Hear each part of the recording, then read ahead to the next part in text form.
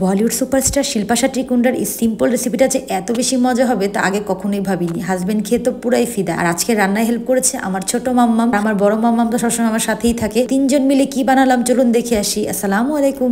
Hello my lovely viewers, welcome back to my another new video.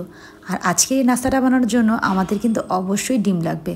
তো আমরা এখানে 2টা ডিম ফেটে নিচ্ছি, তারপর দিয়ে দিলাম 1 কাপ দুধ। দুধটা কিন্তু অবশ্যই একটু ঠান্ডা করে নিতে হবে, জাল দিয়ে ঠান্ডা করা দুধ। আর 1 চা চামচ নিয়ে দিলাম চিনি। চিনিটা অপশনাল, আপনারা চাইলে নাও দিতে পারেন, বাট আমার যেহেতু একটু মিষ্টি মিষ্টি খেতে ভালো লাগে তাই আমি দিয়ে দিলাম। তারপর দিয়ে দিলাম আমি এই দুধের মিশ্রণের ভিতরে প্রথমে 1 পিস পাউরুটি। ছোটোবেলায় এরকম ডিম দিয়ে পাউরুটি আম্মু আমাকে কত করে খাইয়েছে, কিন্তু শুধু আম্মু এটার ভিতরে দুধটা অ্যাড করতো না, কিন্তু শিল্পা শেট্টি কুন্ডা যেহেতু ডায়েট কনসিয়াস সেটার ভিতরে দুধ অ্যাড করে। তারপরে একটা লেয়ারের উপরে আমার আম্মু দিয়ে দিল আরও একটা পাউরুটি।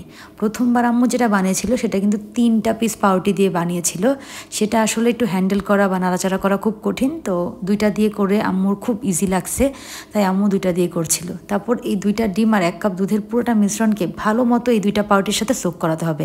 মানে 2টা পাউরুটি দিয়ে 2টা ডিম আর 1 কাপ দুধ ভাবা যায় কী পরিমাণ ইয়াম্মি একটা ফুড হতে যাচ্ছে। তো শিল্পা শেট্টি কুন্ডা এটাকে ঘি দিয়ে ভেজেছিল। আমার বাসায় আজকে ঘি অ্যাভেলেবেল ছিল না, তাই আমি এটাকে আনহেলদি ওয়েতেই ভাজলাম, মানে তেল দিয়ে ভাজলাম। আমি ভেবেছিলাম তেল দিয়ে ভাজাতে হয়তো বা তেমন একটা ঘ্রাণ হবে না। পুরা ঘর একদম ঘ্রাণের সুগন্ধে ছড়াই গেছিল। মানে ভাবা যায় না যে কেন এত সহজ জিনিসটা আমরা আগে থেকে করে খেলাম না। এটাকে ফ্রেঞ্চ টোস্ট বলে।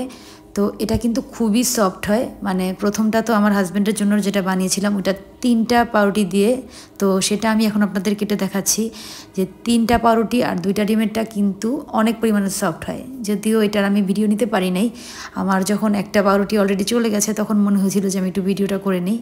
আর এই যে হাজব্যান্ড ঘুমের মধ্যে ছিল, ঘুম থেকে উঠে এরকম রাজকীয় একটা নাস্তা, আমার হাজব্যান্ড তো মন থেকে খুশি হয়ে গিয়েছিল আর মন থেকে সব ভালো লাগার এক্সপ্রেশনগুলো দিচ্ছিল। থ্যাংকস ফর ওয়াচিং, আল্লাহ হাফেজ।